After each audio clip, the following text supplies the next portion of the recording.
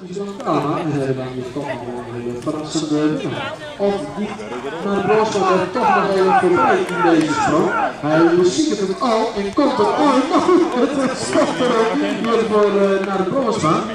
Thijs Saassen en die dan gewoon weer op de houden. Ja. Want die springt goed, nu komt Isbrand Kalma bij de senior toppas. Nou, de Poelter, kijk eens even de Poelter, maar hij doet zijn rug. Ik doe er al zo, nou, dit hier nog wel even nodig.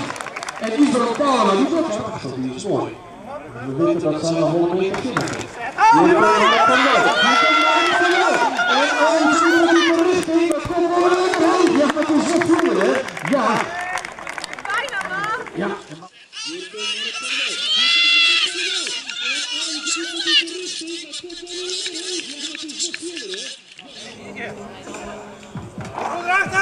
Nu zullen we naar de Kwastemant, hè?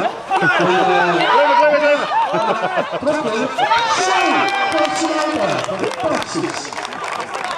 Welkom bij een nieuwe aflevering van de Lotte C in de lucht. Ja, Jan zit goed.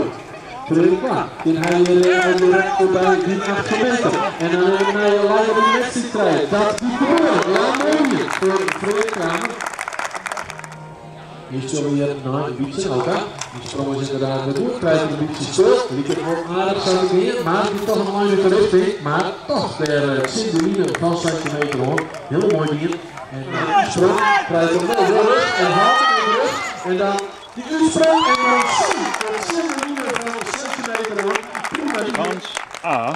Ja. 12 meter. Hij is er wel op broek in. Maar dan bewaren we dat. Nu is dat dit seizoen al een keertje op te leggen. Dus trouwens, we gaan toekomst krijgen dat het piek wat u berichten. En zo volgens mij krijgt inderdaad net veel reizen, maar technisch.